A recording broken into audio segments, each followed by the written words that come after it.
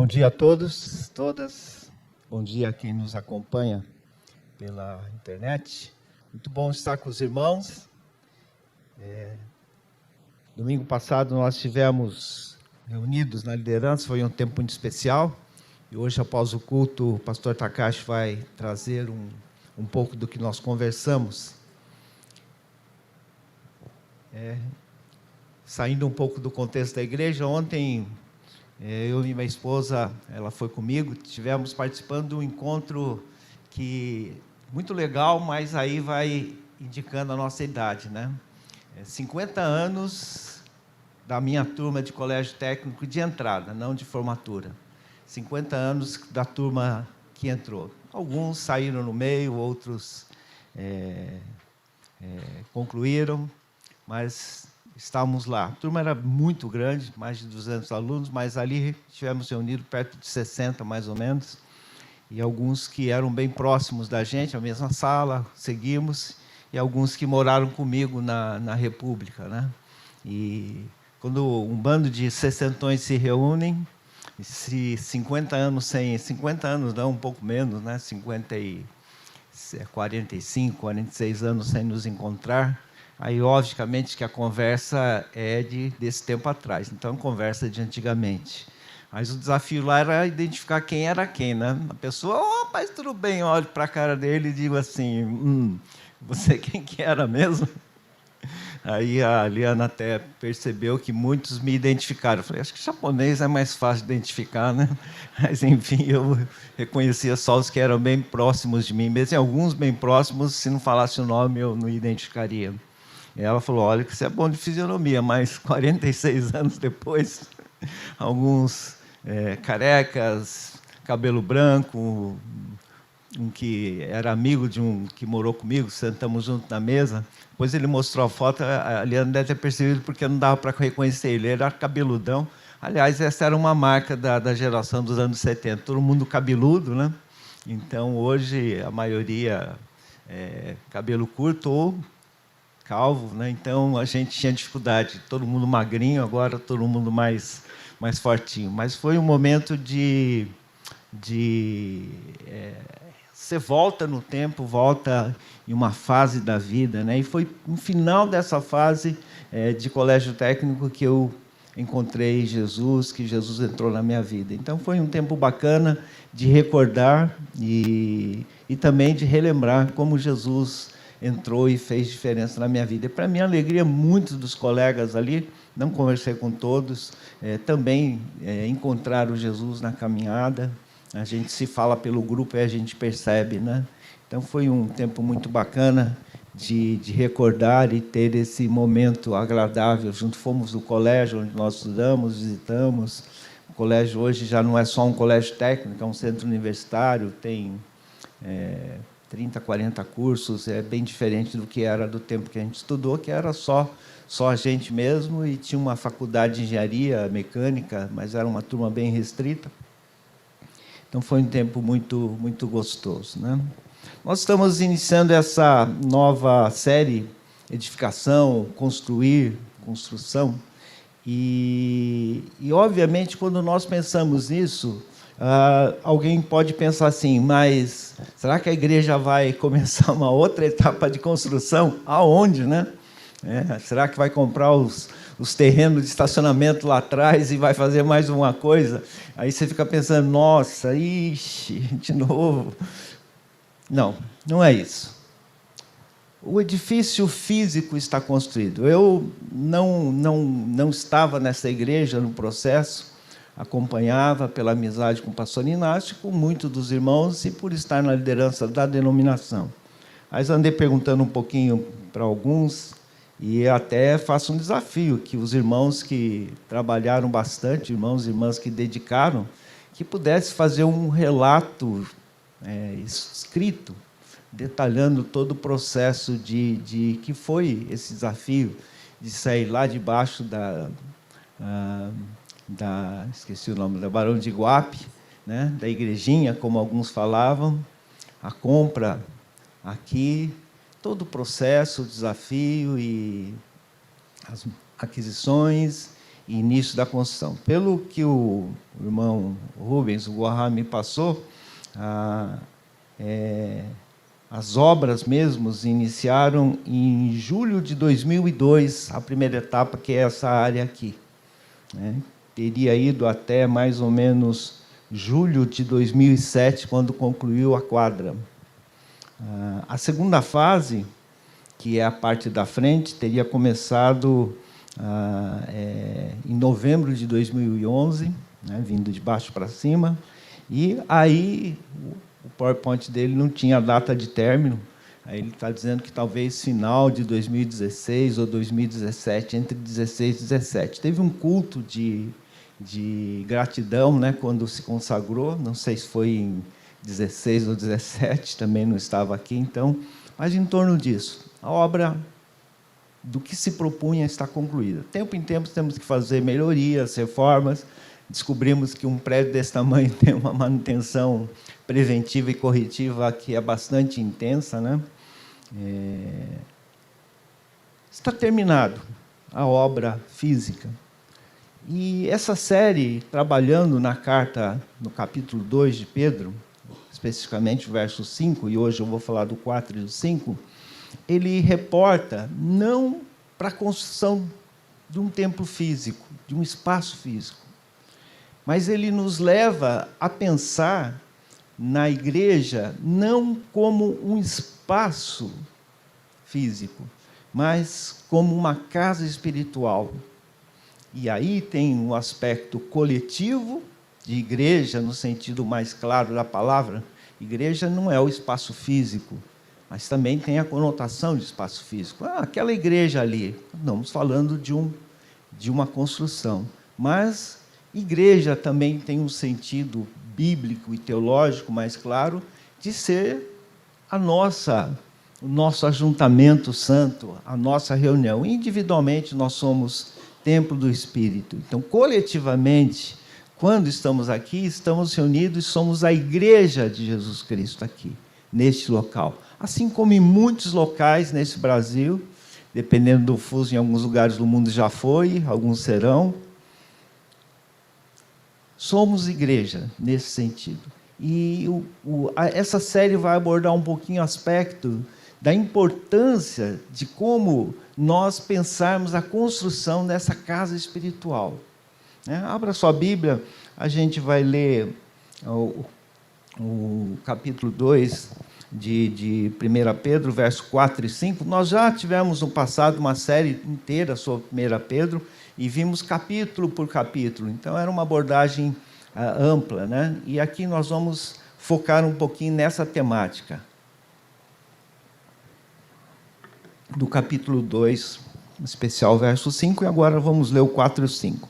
Eu vou ler na nova versão internacional, a NVI, e ela diz assim: à medida que se aproximam dele, a pedra viva, rejeitada pelos homens, mas escolhida por Deus e preciosa para ele, vocês também estão sendo utilizados como pedras vivas na edificação de uma casa espiritual. A meditação na tua palavra nessa manhã, Pai, em nome de Jesus. Amém. O tema que nós escolhemos para essa manhã, desculpa, já há um tempo não tenho feito mais os PowerPoint, não é preguiça não, é falta de habilidade em fazer, mas é opção minha pessoal. Eu me sinto mais à vontade quando eu não utilizo o recurso PowerPoint. Talvez fale demais, né? Com o PowerPoint a gente tem que ter uma receita feita, então a gente segue. Então, desculpa, às vezes, para quem acompanha pela internet é mais fácil, também quem está presente é mais fácil, mas eu já há um tempo eu pessoalmente optei por não fazer os PowerPoints. O tema dessa manhã é a pedra viva e as pedras vivas. Você percebeu no texto que essas duas expressões estão presentes? No verso 4, ao chegarem a ele, a pedra viva. E depois, no verso 5, vocês também como pedras vivas. Olha a distinção. A pedra viva e as pedras vivas.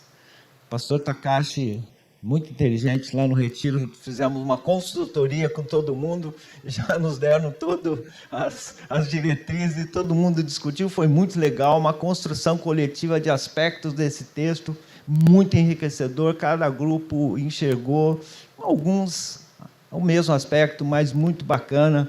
Então, existem muitos aspectos, e hoje eu queria reportar esse detalhe, a pedra viva e as pedras vivas. Aqui diz que essa pedra viva foi rejeitada pelos homens, mas escolhida por Deus e preciosa para ele. E na sequência do texto, no versículo 6, ele diz assim: pois nas Escrituras diz, veja, eu coloquei uma pedra em Sião, uma pedra angular, escolhida e preciosa. Pedra viva, pedra angular, escolhida. O Salmo 118, 22, que é citado aqui, a pedra que os construtores rejeitaram tornou-se a pedra angular. Se você jogar na internet e buscar, eles vão falar de dois aspectos. Numa construção em arco, é aquela pedra central que vai segurar tudo, mas também, em especial nas construções naquele tempo, eles tinham que estabelecer, a partir do canto, a pedra que era colocada em cima da qual se alicerçava as demais. Então, essa pedra de canto, a pedra que ia formar como base, pensa que nós estamos num período que não se tem a questão que temos hoje, construção civil. Mas, em tese, os fundamentos eram os mesmos. Então, essa pedra de canto, ou a pedra angular, era que determinava a consistência dessa construção. Então, ela era a pedra mais importante que existia, era a pedra que precisava ser colocada corretamente. E por que essa expressão pedra viva? É engraçado. Eu comecei a pesquisar, ler alguns comentários, joguei na internet e comecei a fuçar. Por que usa essa expressão pedra viva? Pedra não é viva. Alguém tem alguma pedra viva que se mexe sozinho? Toma cuidado, meu irmão. Pedra não tem um sentido de ser viva. Pedra, pelo contrário, é uma matéria sem vida. Mas o que é uma pedra viva? E aí, fuçando, encontrei um camarada que comentou o seguinte: hoje, quando se usa pedra em construções, nós temos máquinas de corte. Uma pedreira, você não tem um cidadãozinho com uma martelinha lá que fica lapidando as pedras e vai colocando do lado uma por uma. Hoje essas pedras são cortadas por máquinas de precisão. E elas podem sair exatamente em tamanhos muito próximos uma das outras, se não exatamente o mesmo tamanho. Mas naquela época a pedra era manipulada manualmente. E as ferramentas, obviamente, não tinham, as manuais não eram tão precisas como as de hoje. Agora, você imagina as construções que existiam. Quem já teve o privilégio de visitar a região ali, em viagem para Israel, ou passar pela região, vai ver construções enormes. Mas como é que se fazia um trem desse aí? Eu sempre fico pensando como é que eles puxavam essas pedras, mas também tem que pensar como é que cortava esse negócio. E essas pedras, pequenas ou grandes, eram cortadas manualmente. E esse cara que pesquisou, escreveu, ele disse o seguinte: tem pedra que você bate e ela quebra. E aí o que o construtor faz? Pedra morta, ela não serve. E a pedra viva é aquela que ele vai lascando e ele consegue dar o formato que ele quer. Que eu preciso uma pedra 5x3 que tem que ter um canto assim, ele vai cortando, aí ela fica do tamanho, ele encaixa. Mas uma pedra que ele vai batendo, ela lasca, não fica do tamanho que ele quer, ele joga. E pedra viva é a pedra que se moldava, ou moldáveis, que era trabalhável, ajustável. Mas aqui, a pedra viva, os construtores rejeitaram. Mas para o Senhor, para o nosso Deus, ela se torna a pedra angular, a pedra principal, preciosa, se torna a pedra essencial, ela fundamental, que definiam a estabilidade. Isso daqui, para nós, aponta uma coisa essencial quando nós pensamos em construir a casa espiritual. É que, quanto igreja, nós temos que fundamentar em Jesus Cristo. A gente pode pensar assim, pô, nós somos cristianismo, que coisa mais idiota falar desse jeito, se isso não existir. Mas continue lendo as cartas, por exemplo, de Paulo a Timóteo, ou continua lendo os livros que falam um pouquinho e apontam para os sinais dos tempos. Qual vai ser a grande dificuldade? Surgirão falsos profetas, surgirão outros cristos. E a grande questão, para ouvir o que você ouve por aí, zapeando pela internet, escutando palestras e sermões. O grande risco que nós corremos hoje, não quero ser alarmista ou defensor disso ou daquilo, mas o grande risco é de ter um cristianismo sem Cristo, onde Cristo não é a essência da coisa, onde se fala em outras coisas. Eu sou professor de pregação, e nós falamos que, na aula que eu gasto mais tempo, que a pregação não é um pensamento acerca de Deus que é enunciado. A pregação é a exposição da palavra de Deus. Não é opinião pessoal do pregador.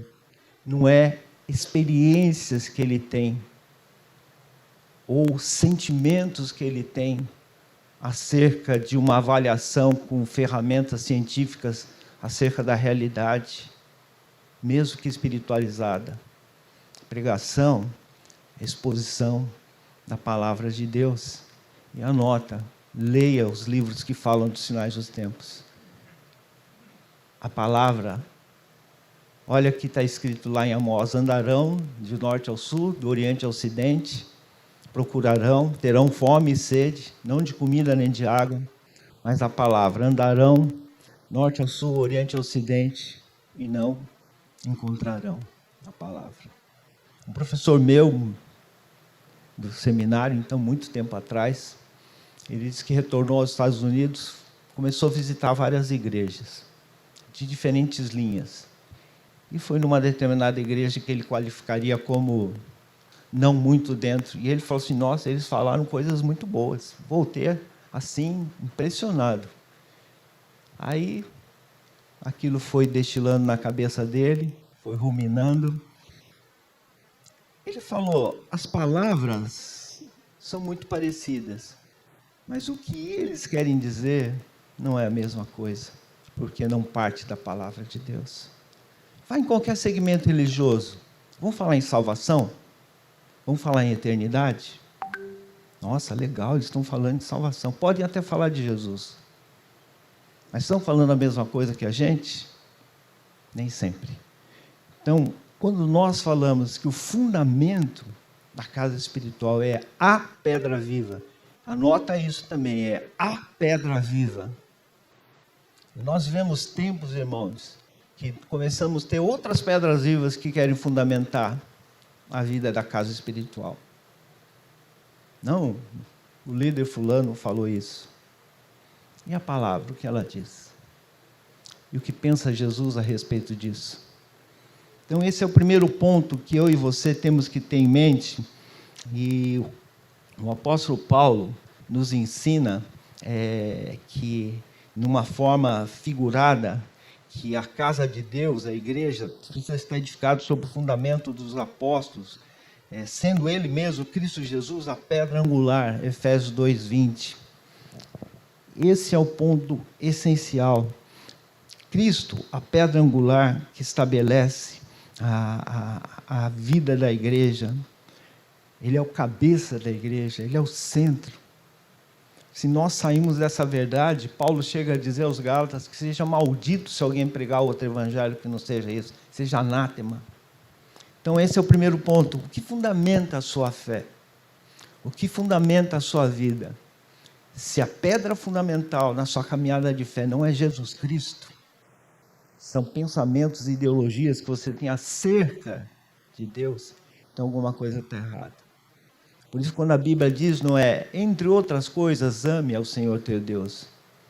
O texto lá de Marcos, eu gosto melhor, Marcos, quando fala do grande mandamento, ele começa dizendo assim: ouve, pois, ó Israel, o Senhor, seu Deus, é o único Deus. Eu não sou pastor Saião repete isso aqui em hebraico direto onde ele anda. Em hebraico dá uma sonoridade muito bonita. Mas para entender a essência do que vem depois dos 2 grandes mandamentos, precisa entender esse ponto central. O Senhor é o único. Não tem 2 pedras angulares, não tem meia pedra angular daqui e dali. A única, a essência é Jesus Cristo. Efésios é um livro que fala muito sobre Cristo como cabeça da igreja. E isso é o ponto essencial que eu e você temos que ter em mente. Não há como edificar uma casa espiritual fora desse fundamento, que é Jesus Cristo. Aí vem uma implicação. Como eu vou edificar minha vida em Jesus Cristo se eu não conheço o que pensa Jesus Cristo? Você sabe o que pensa Jesus acerca das coisas? O que pensa Jesus acerca da sua vida particular e pessoal, dos seus relacionamentos familiares, do seu relacionamento profissional, das suas finanças, do seu casamento, da sua educação dos seus filhos, daquilo que você faz no privado que só você e só você sabe? O que pensa Jesus acerca de como nós devemos viver nesse mundo? Como é que nós, como cristãos, nos comportamos? Não, eu estou aprendendo. O que a palavra diz que é os testamentos que o nosso Pai deixou para a gente? Se eu e você não estudamos a palavra de Deus, nós não vamos conseguir alicerçar a nossa vida sobre a palavra de Deus. E aí nós vamos viver sempre um drama de uma vida dupla, tripla, quádrupla, em que nós cremos de uma maneira, mas acabamos tendo dificuldade. Não porque nós somos pessoas ruins por essência. Tem uma música que diz que, teologicamente, essa música aí tinha que dar uma ajeitada, né? Diz assim, porque tudo que há em mim, ela diz, se tu olhares, Senhor, para dentro de mim, nada de bom encontrarás. Mas um desejo eu tenho, de ser transformado. Opa, você tem uma coisa de boa. Na verdade, teologicamente, deveria ser alguma coisa. Se tu olhares, Senhor, para dentro de mim, poucas coisas boas o Senhor vai encontrar.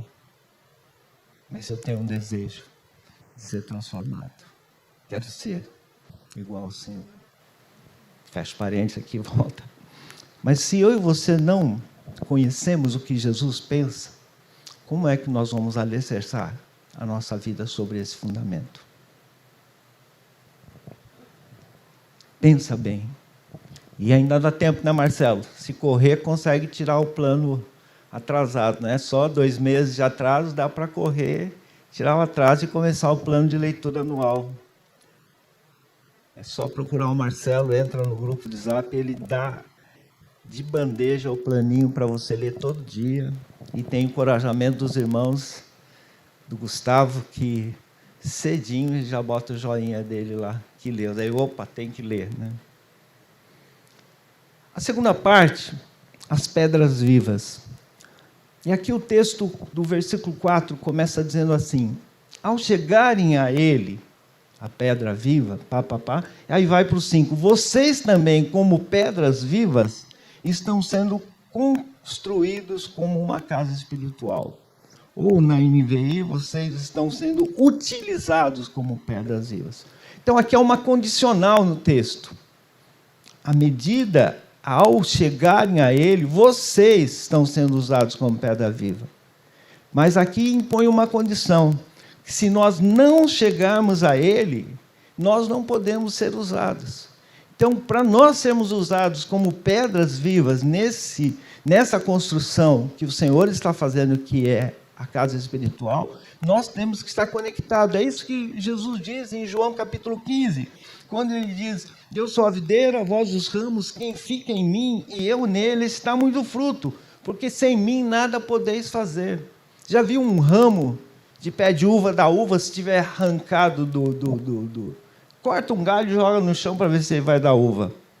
Se ele tiver cacheado aquela uva, o que vai acontecer com ela? Vai murchar e secar. Não tem condições se estiver fora. Isso para nós aponta que para nós sermos usados por Deus, ou seremos mais usados por Deus, na medida em que nós estivermos mais conectados com Ele. Você quer ser usado por Deus? Eu quero servir, eu quero fazer, tem tanta coisa que eu quero servir a Deus. Então, se liga mais nele, se conecta mais nele, se aprofunda no relacionamento com Ele, tenha mais intimidade com Ele. Tem alguns autores, um deles a gente conheceu, que usa o que eles falam que é o fator do iceberg, né? O iceberg tem uma pontinha, mas a maior parte do iceberg ele está para baixo. Se você tentar inverter um iceberg, botar a parte maior para cima, ele vai capotar e virar de volta.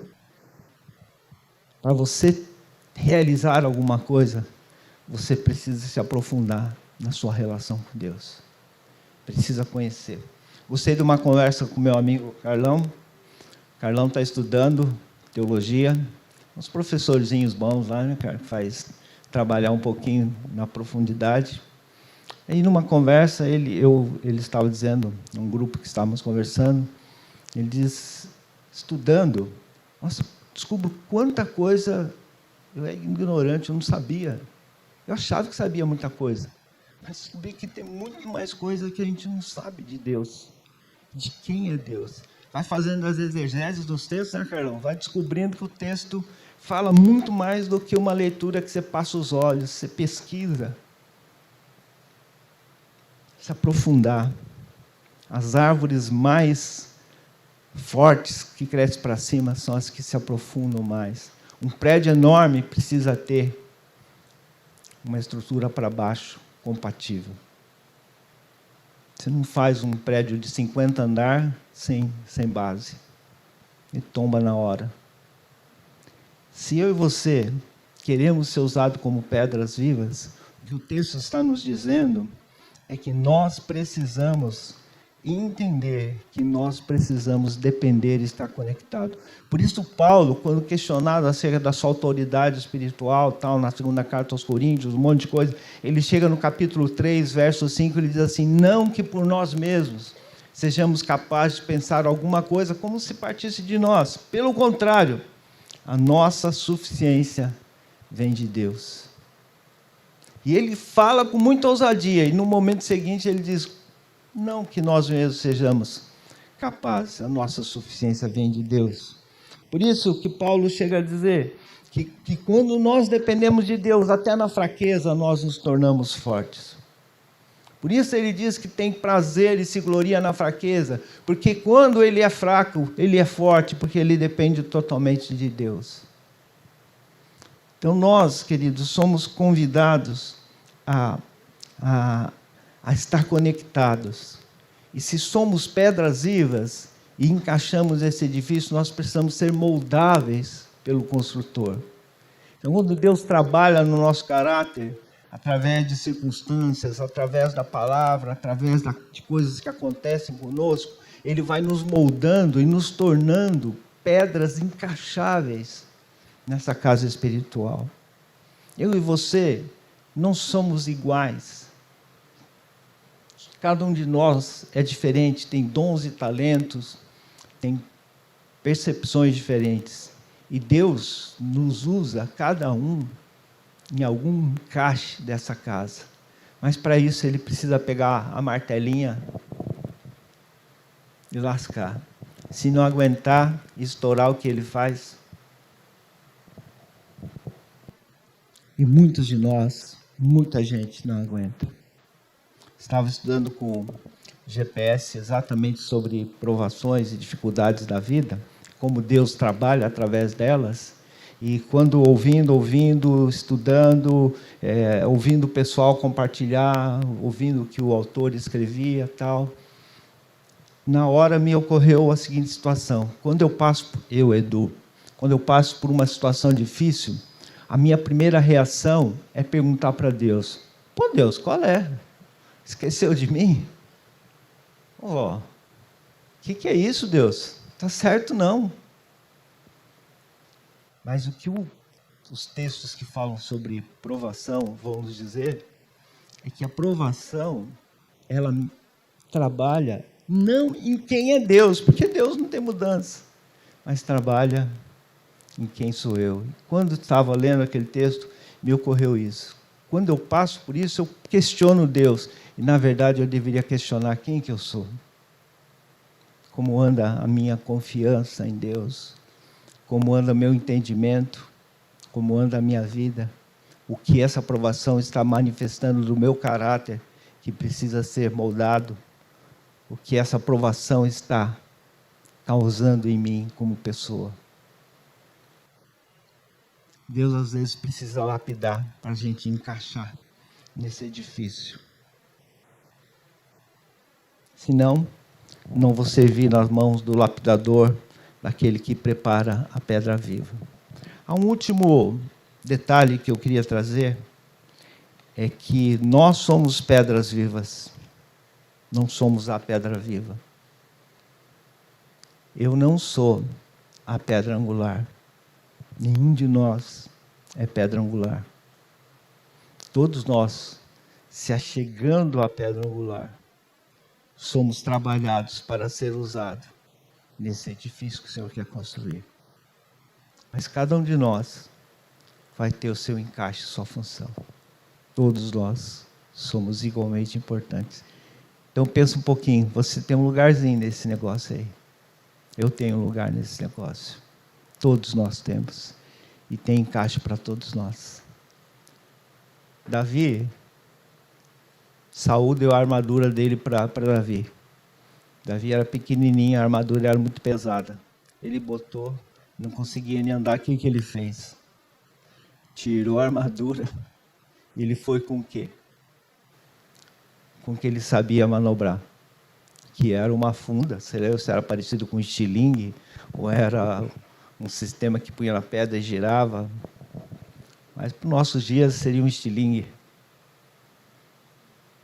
E com aquele negócio ele derrubou o gigante, porque ele tinha expertise naquilo e ele sabia usar aquilo. Ele não sabia usar aquela armadura. Depois ele se tornou um guerreiro, devem ter feito uma armadura especial para ele. Mas a dele, Davi. Você não precisa da armadura de Saul. Você deve ter a sua funda, que Deus quer usar. Mas para isso ele precisa te lapidar, me lapidar, para encaixar nesse edifício. A pedra viva, Jesus Cristo. Fundamente nele a sua caminhada de fé. E sem conhecer, como é que você fundamenta? Então estude a Bíblia, entre nos grupos de estudos. Dando mais um passinho do spoiler, já vai sair o programa de estudo da Bíblia. Segura um pouquinho, que já vai circular nas redes sociais da denominação, da igreja, o convite para você participar. E seremos aí, não sei quantos professores de toda a nossa denominação. Vai ser um programa bem bacana de estudo da palavra. Então, você vai ter oportunidade. Tem as nossas classes de escola bíblica. Não é por falta de classes. Você pode procurar um dos professores aí para estar indo. Tem os programas de discipulado que nós queremos implantar. Você pode entrar em grupos de discipulado, ou 1 a 1, ou grupos. Então, você está iniciando, tem grupos de iniciantes. Então, há espaço para você conhecer mais sobre a pedra viva e fundamentar.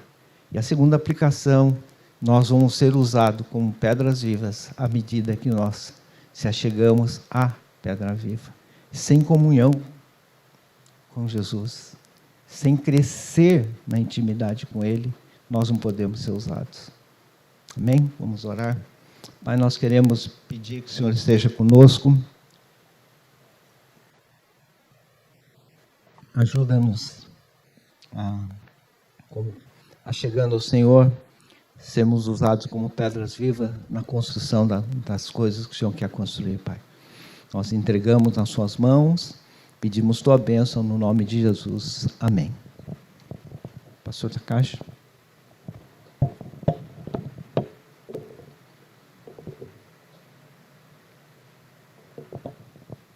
Bom dia, irmãos, graça e paz. Gostaria de convidar a todos agora para participar da Santa Ceia do Senhor Jesus Cristo. Irmãos, tem uma canção que diz: eu olho para a cruz e para a cruz eu vou, do seu sofrer participar. Essa é uma canção que eu acho muito interessante, né? Vou participar do sofrimento de Cristo, né? E quem fica contente em participar de algum sofrimento? É uma incógnita, né, irmãos? Ser cristão é um convite de Jesus participar do sofrimento juntamente com Ele. E no ato da Santa Ceia, Jesus estava com seus discípulos ali, e um pouco antes de ser crucificado, Ele fala isso. Ele fala: olha, esse é o pão que é dado por vós, faz isso todas as vezes em memória de mim, lembre de mim quando for fazer isso. Ele já estava para ser crucificado, e ele pega o cálice e fala a mesma coisa. Este cálice, né, o sangue, é o sangue vertido ali na cruz, é o que ele ia derramar. Ele fala: olha, este cálice simboliza o meu sangue e é dado por vocês. Façam sempre em memória de mim. Irmãos, então no ato da Santa Ceia, é um ato que todos nós, quando nós aceitamos, quando olhamos este pão e cálice, é um símbolo hoje, mas é um convite de Jesus. Ele fala: façam isso sempre em memória de mim. É um convite para todos nós participarmos com Ele deste sofrimento na cruz do Calvário, um convite para nós chegarmos aos pés da cruz, a olhar para a cruz, nos estendermos. Ao tomarmos a Santa Ceia, é um reconhecimento de que nós somos falhos, pecadores, e nós precisamos da graça, da imensa graça. E o apóstolo Paulo faz esse convite para nós fazermos essa reflexão. Examine-se, pois, o homem a si mesmo, então coma do pão e beba do cálice. Examine-se, pois, o homem a si mesmo. Irmãos, nessa manhã o Senhor faz esse convite para sermos pedras vivas, para sermos participantes do sofrimento juntamente com Cristo, de estarmos dispostos a estar aos pés da cruz, nos rendendo, entregando a nossa vida, dizendo: Senhor, mais uma vez, não seja um ato de liturgia corriqueira, de algo, de símbolos, mas seja algo de verdade na sua vida, de Senhor, eu quero realmente entregar a minha vida nesta manhã e fazer parte desse sofrimento com alegria. E nós temos esse prazer de estar com Cristo, porque nós sabemos que ali, ao fazer parte desse sofrimento, encontramos com a vida e não com a morte. Porque Jesus, Ele não está mais na cruz, Ele está vivo. Então, quando nossa atitude de estarmos aceitando Jesus e estarmos participando desse sofrimento, é porque nós entendemos que ali há esperança e a vida. Então, nessa manhã, vamos fazer mais uma vez essa reflexão, orar, clamar ao Senhor: Espírito Santo de Deus, se tem alguma coisa na minha vida, se eu possa mudar, se tem alguma coisa na minha atitude, se eu possa mudar. Obrigado. Nessa manhã, vamos colocar os nossos corações mais uma vez diante do Senhor. Amém?